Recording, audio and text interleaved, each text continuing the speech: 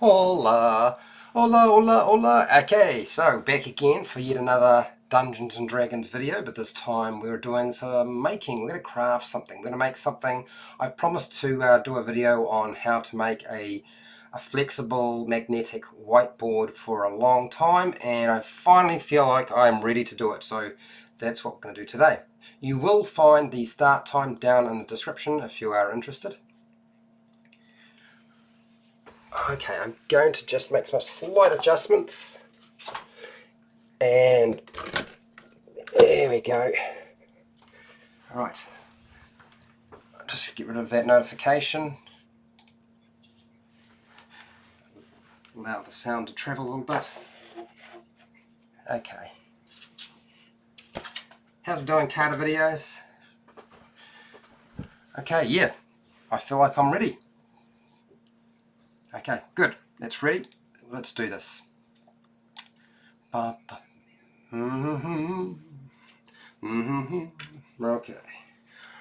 Alright, let's crack on.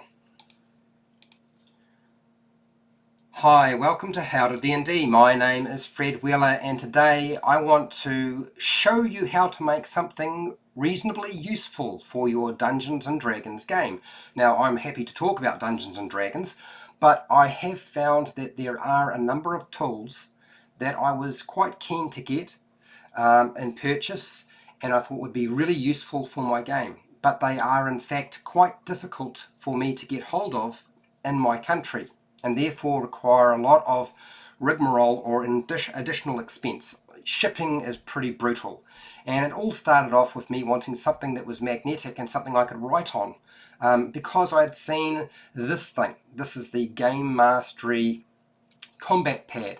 But what I really wanted was something that didn't have all of the numbers and boxes all over it, because as you know, I run a YouTube channel and I need to have like a whiteboard so I can write stuff down as I'm presenting my videos. I also realized it would be useful on the fridge so I could write messages or make shopping lists and generally sort of communicate with everybody else in the house, and it would be useful for my videos and for my dungeon mastering games as a dungeon master, keeping notes that I could rub out later on, and if I could give one to my players, it would be really helpful too. So really what I wanted was a flexible magnetic whiteboard that I could use in my game. And as it happens, you can buy them online, but they're not quite the right size. I actually needed something a bit smaller. So what I've done is I've put together a little bit of information about how I've made my own. And as it happens, I have in fact made my own. I've done my test run. It all worked out pretty fine. I'm quite happy with the final result. Now, as you can see, this is what I've been using in my videos recently. This is flexible. It's got a magnetic back to it, but it's writable. So you can actually write on this and then rub it out. It's a dry erase marker. So, and there. Okay, or D and D. And then of course all I need to do is just grab my eraser and then just rub out the dry erase marks. So this is the sort of thing I thought would be really useful for my videos, for running the game as well, when I'm running the game as the Dungeon Master, and also if I had one, I could give one to the players so they could write down initiative or other things that they thought would be useful or interesting, and then just rub it out. So it would be super useful. So hence, I decided I would make one. Now, my problem was, which is why I didn't do the video straight away, is air bubbles. Getting air bubbles in this thing is a real problem, and it tends to happen almost every single time. But what I did discover is if you stick it on your fridge and leave it long enough and just press the bubbles down, eventually all of the air bubbles disappear. The real enemy is dirt. If you get dirt underneath there, getting the grit or dirt out is just almost impossible. So the good news is it's fairly simple to do, and it's not that expensive, and probably you want to make more than one. That's what I found. I found that making more than one would be the best way to go. So what I've got here is whiteboard adhesive sheet. I actually didn't have to pay for this. I just got it from a friend. So this is whiteboard adhesive sheet, and you just unroll it. It's got an adhesive back to it, and I just stick it on to wherever I want to go. I've got a steel ruler for cutting around the edges. I've got myself a little knife for cutting it up, just tidying it up later. I've got a pair of scissors just in case the knife doesn't do the job, and I bought this at the hardware store. This is just a sheet of magnetic strip. You know, you can cut it out to any shape you like. You can make it smaller or bigger. It's also adhesive, so you can stick something to it. It's the sort of thing that you see when you are being inundated by real estate agents and they want you to know about everything that they are trying to sell, which is basically their services. So I bought this and I thought, well, what I'll do is I'll stick some of that adhesive sheet to it. And that's what I've got. It's just the right size. It's not too big, it's not too small. It's just what I'm after. So all I need to do is line this up, get my piece of adhesive whiteboard sheet about the right size. A little bit of overhang is always nice. And my first step, and this is the tricky part, is trying to make sure that you sort of get it where you need it to be. So make sure there's no dirt on your mat, because that will transfer over to your product when you're finally finished. Don't worry so much about the air bubbles, but what I've got is I've got myself the edge of a book. An edge of a book will actually help you push all of the air bubbles out as you go. So that's what I'm going to do. So I take off the adhesive strip on the back there. Try not to touch it too much if you can help it. I'm using my fingernails in this case, so I take off that and then just leave it. Drop that on the ground somewhere where the junk is. And then I get my adhesive sheet and I need to peel off just a corner, and I'm going to sort of slowly feed it across there, and then that should give me a flexible whiteboard, which I can use for many different things. And of course, you know, when you're making things like this, your missus or your family are always saying, oh, you know, you're just making it for the purpose of Dungeons and Dragons. But what you do is you make one of these for your Dungeons and Dragons game as the Dungeon Master. You make one for your players, and you make one for the household to stick on the fridge and say, no, it's not always about Dungeons and Dragons. Sometimes I do make things that are useful for the household. Okay, so we're going to just start placing down the first strip. Now you can see I'm sticking it straight onto my mat. I'm using an Army Painter mat in this case, and I'm going to try to sort of push the air bubbles out as I go. It's not so easy to do, and we'll just rub that down. Now don't get too concerned about the air bubbles. I was always sort of freaking out and thinking, oh no, it's not going to be right, so there's air bubbles in there, how am I going to get rid of them later? But honestly, the air bubbles just come out over time, so don't freak out if it doesn't look quite perfect the first time round. Okay, and then we'll just keep feeding that over. Get the basics sorted. There we go. There's a big air bubble there, but I don't think we'll need to worry too much about it. I'll deal with it later. Keep going. It's the really big ones that you want to try to avoid if you can. And we'll just keep feeding it across. Feed it across. As you can see, I'm just working my way across. Oh, this is the notes for my players videos. Alright, so we keep going. And we're getting there, almost halfway now. Hopefully I've got enough of this sheet left. I didn't really think too much about checking that completely, did I? Alright, so we're getting there. As you can see that it is coming out. The air bubbles are sort of formed in the front here, but I can get them off, that's alright. And a little bit further. Try not to use anything that's too sharp. I've found that if you use sharp objects, that causes more problems than it does good. And as I said, air bubbles will come out over time, so you don't have to freak out about it not working straight away and coming out with a clean, nice product, because gravity is your friend and it will work out most of the problems later on.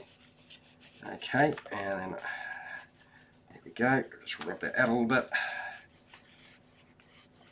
And also working the bubbles to the outside edge is also very, very handy sometimes. And you know, I'm crazy when I decide to try and do something like this live streamed, but then of course you guys have been around long enough to know that I tend to do things that are crazy. I continue to do them, and I probably will continue to do them for a very long time. And the question is whether we're going to have enough strip. Oh, see, this is the thing I was worried about, is whether it would stick to the back of this. I don't really want it to stick to the back of that. Okay. Let's keep going. We're almost there.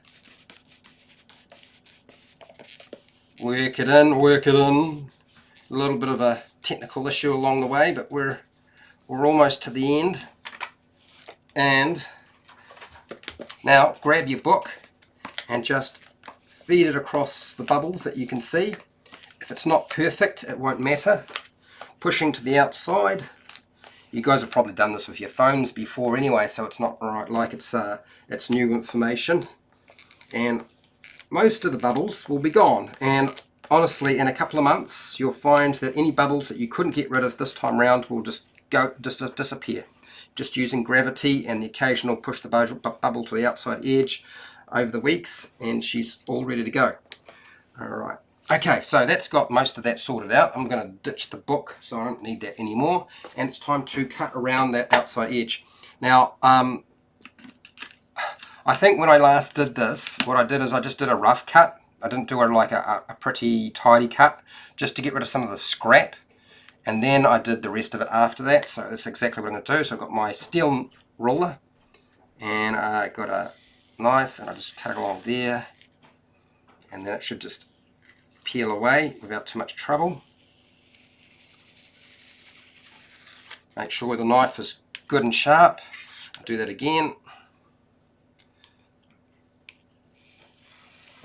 Voila.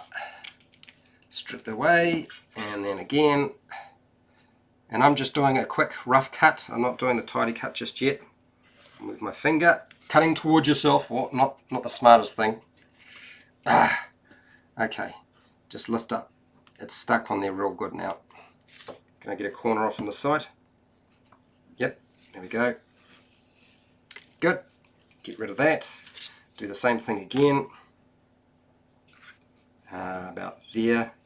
Because what I'm going to do is I'm going to turn it upside down to do the final cut, so I can actually see where the magnetic sheet is in comparison to the white board sheet material, because otherwise I might wind up cutting into the magnetic strip, which I don't really want to do.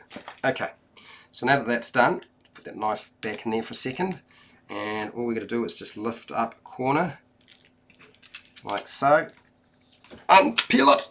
There we go. All right, there we go. So now we're ready to sort of line up our knife and our sharp knife and our steel ruler along the strip where the magnetic strip is. You'll find that if you're using decent metal, it'll stick to the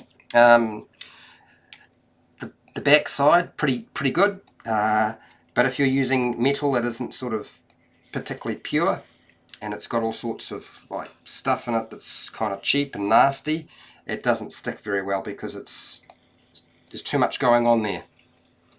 Alright, okay. Magnetic sheet is not particularly powerful in terms of a magnet anyway, so if you are unsure about whether you should be using it for sticking things on, you'll find that sticking things on is not so easy, because magnetic sheet is not a very strong magnet. But it will stick onto your fridge good enough. Alright, so we've got that there, and then we'll just cut along there. Oops, get the blade in there. I feel like I might have missed it. And then just run the edge along there. Good, that's that one done. 2 more sides, and we're finished. Here we go. Line it up. The magnet is trying to pull itself into place, so I don't have to hold down too hard. It's not kind of useful. So I just run that edge along there, score it one more time. Yep, that's got it. And we're almost done. Get this, line it up, there we go. Get that ruler in place. And one more cut should do it. Just like that. I'll score it one more time. Ha! Ha ha ha ha ha ha ha ha. Alright, put the knife back in there without stabbing myself. It's too late. No, I'm only kidding. Okay, so there it is. You'll notice that there are some air bubbles over here, but honestly, this one came out a lot better than the last one, and you know, the last one I made, which has no air bubbles in it now, this is the one I made last time, had a lot worse air bubbles, and all of those air bubbles came out. So that means that this one shouldn't have any major issues. You should be able to push most of those air bubbles out to the outside edge, or just leave them for gravity to do most of the work. And hey, I have just made a flexible, small whiteboard that I can write on and use in my game of Dungeons and Dragons. And if I make another one, I can give it to my players to use as well when they need to make notes. And if I make a third one, then I can then tell the missus or the husband that my hobby of Dungeons and Dragons doesn't revolve around just making stuff like miniatures and terrain and notes and books and folders, that I am contributing to the household in some way. So if you liked this video, if you found it useful or helpful in any way, please consider liking and sharing the video. Also too, subscribe if you haven't subscribed. I do this sort of thing quite often, not necessarily making this sort of product, but I make a lot of miniatures and I do a lot of miniature painting, so you're welcome to sort of check that sort of thing out. I have videos for players and dungeon masters, so if you want to support the channel, you supported my channel by watching this video. I have many more videos you can check out if you really want to. Hundreds of them, hundreds and hundreds, for players and dungeon masters. I don't do Patreon, but down in the description you'll find affiliate links to the book depository and Amazon, where you can buy stuff online. I get a small commission, you pay exactly the same price, and that helps support me to keep doing this sort of thing, buy materials, stuff like that. Now, if you have any questions, if you have any feedback, if you would like to add something, maybe you've made one yourself and you did a better job than I did, then let me know right now in the live chat. If not part of the live stream, use the comment section. That's what it's there for. And hey, till next time, keep rolling those 20s. Oh yeah, roll them good.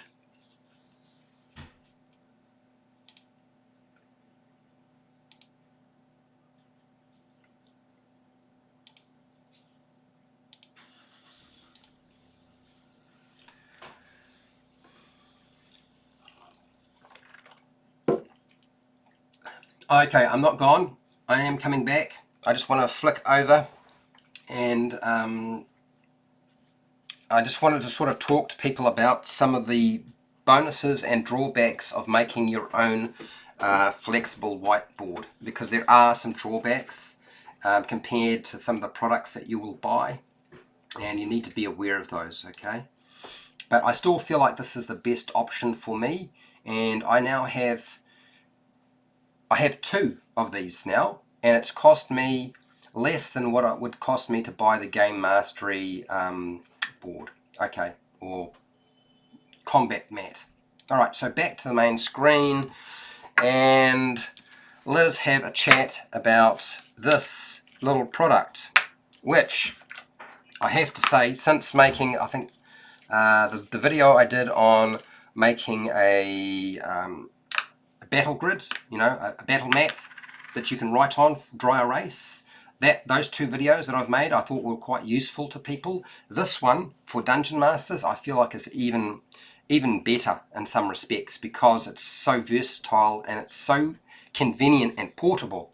It's really hard to find a small whiteboard that won't wind up damaging everything else and takes up too much space, and I want something that's flexible that I don't need to worry about damaging all my books when I travel.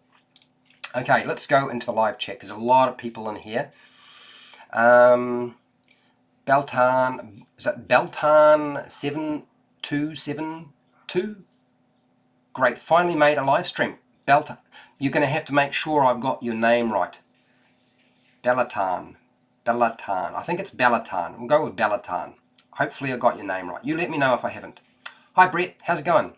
Hey Fred, unrelated question. If two creatures are standing in front of each other with one door between them, can any other creatures attack through the door with a melee or on a diagonal? Okay, so I know what you're talking about.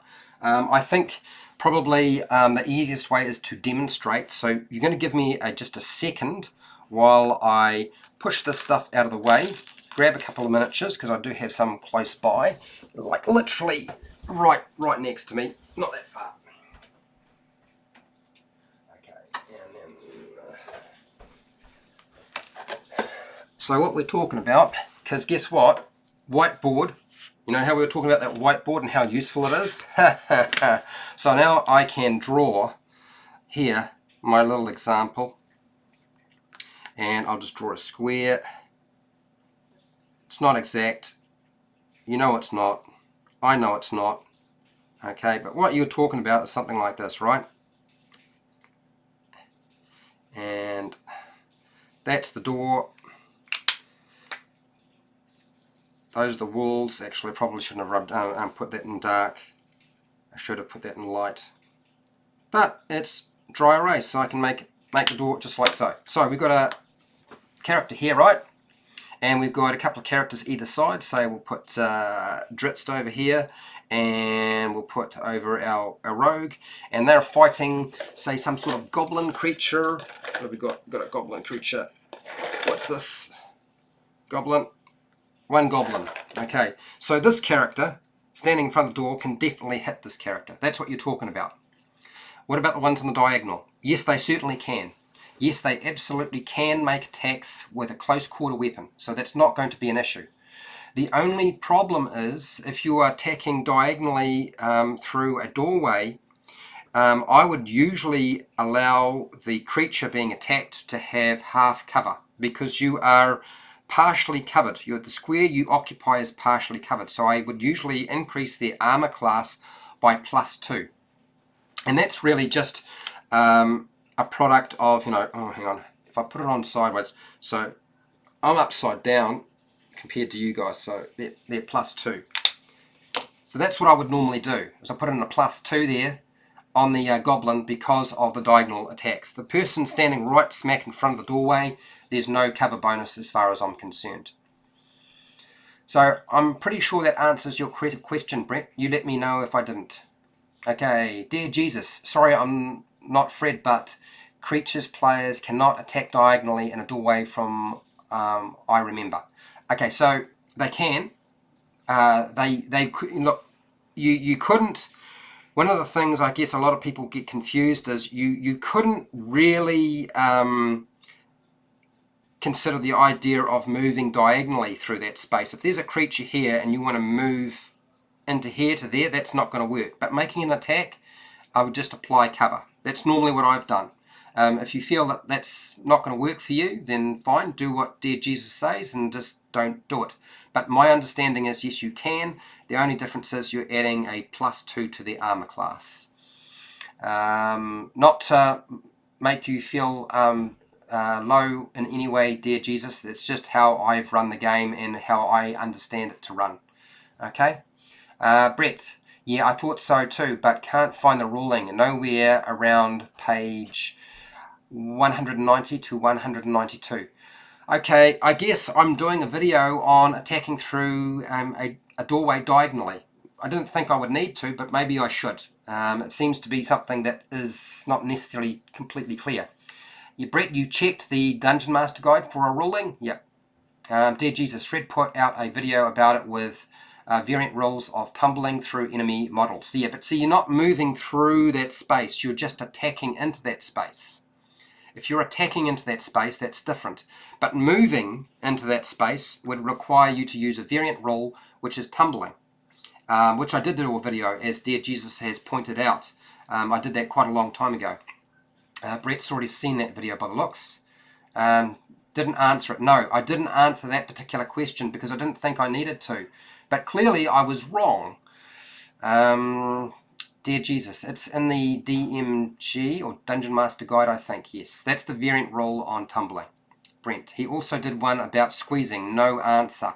Yeah, no, squeezing is different again. You're squeezing through a space that's smaller than the one you would normally need to get through. So if you're 5 foot, occupying 5 foot, you need to be able to have at least 5 foot to not squeeze. If the space is smaller, then you're squeezing. But that doesn't really relate to what you're talking about, which is attacking. Hence why I'm probably going to have to do a video on it, which I'm quite happy to do. It wouldn't be difficult to put a video like that together at all. Very, very simple. Brett, he also did one about squeezing. No one yet. Brett, yeah, I checked. Didn't find anything. Okay.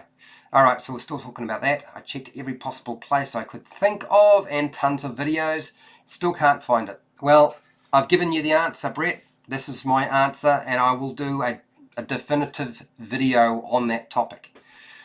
Hello Charles, how's it going? I think they can. It's cover under the cover rules. The scenario is the example they give for half cover. Exactly, Charles, that's the one. Clearly I need to cover it at some point. Brett, it's gonna be in the Dungeon Master's Guide. No, I think you'll find that Charles is right, that you'll find it under the cover rules in the Player's Handbook. And I'll grab the Player's Handbook right now. Let's answer this now because we've got a bit of time.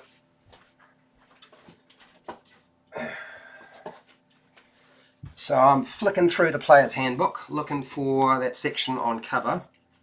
I haven't actually done videos on cover, so this will be half your problem, because if you're looking for stuff that I've done, I have deliberately ignored or avoided having to deal with videos covering cover, because the problem is that a lot of people view cover differently, and it's not one of those things that is hugely easy to figure out. It does require a dungeon master to interpret quite a lot, and therefore I could wind up walking into a whole lot of problems which I don't really feel like walking into. Hence why I haven't done a lot of rules regarding the use of cover. Okay, so I'm on page 196, which talks about cover. The Dungeon Master's Guide has information on page 251, as dear Jesus has pointed out. But if you have a look at half cover, okay, a target with half cover has a +2 bonus to AC and dexterity saving throws, so don't forget about that. A lot of people forget that it's not just the armor class, it's also the dexterity saving throw. A target has half cover if an obstacle blocks at least half of its body. The obstacle might be a low wall, a large piece of furniture, a narrow tree trunk, another creature, so another character. Whether that creature is an enemy or a friend, it doesn't matter. So I viewed this much like I viewed a lot of other types of cover. When I see this, I think, okay, I can still see the target and I can still probably make an attack, but it's got half cover. Half of its body is covered. I wouldn't consider it 3/4 cover, and that's how I've applied it in the use of my games. So hopefully that covers it. If you want me to grab the Dungeon Master's Guide 251, let's have a look at 251 as well. Hang on.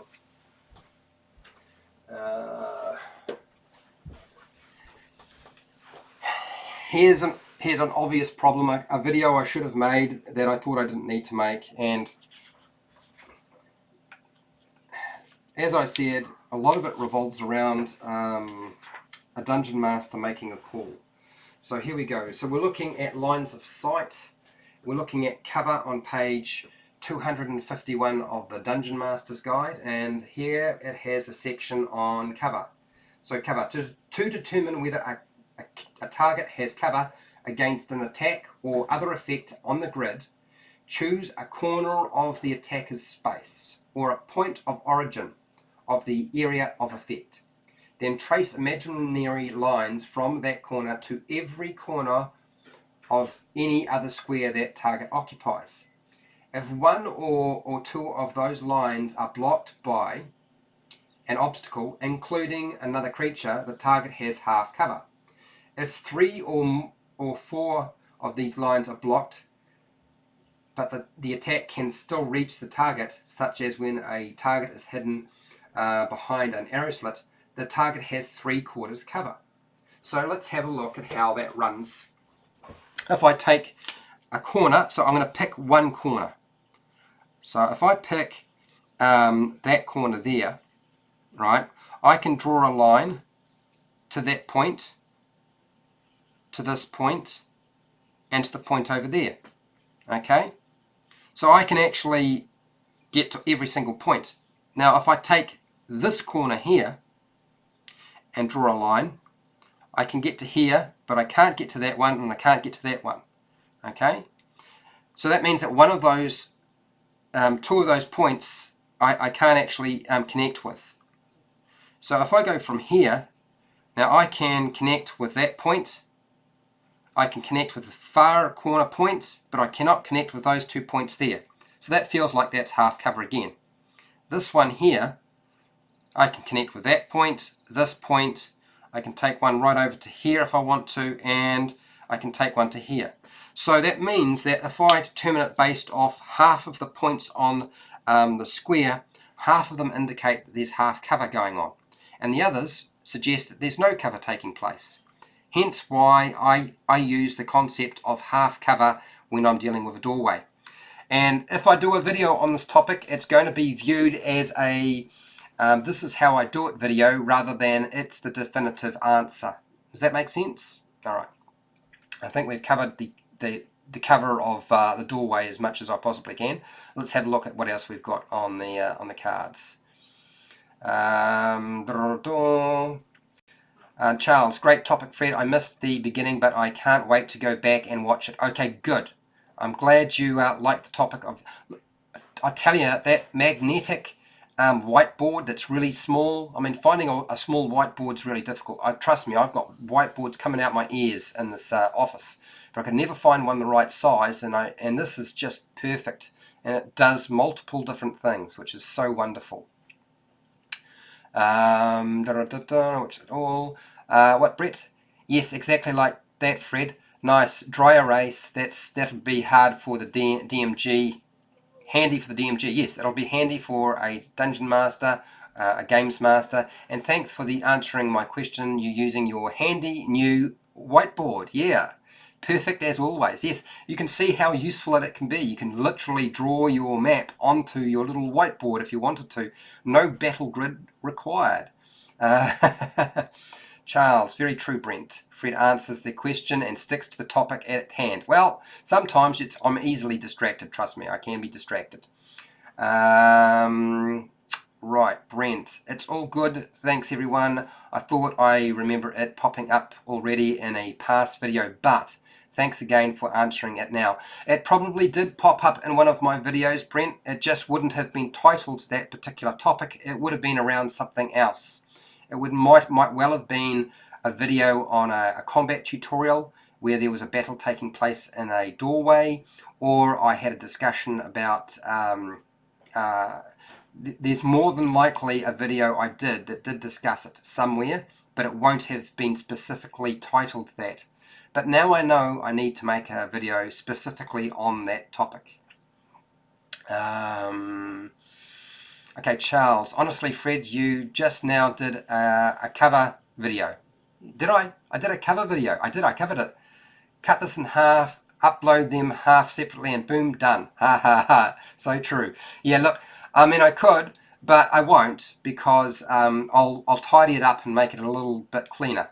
Okay, so it also gives people the opportunity to ask questions about that particular topic, whereas this is supposed to be about the whiteboard. Charles, yes, most small whiteboards are really thick. This looks great. Yeah, it is.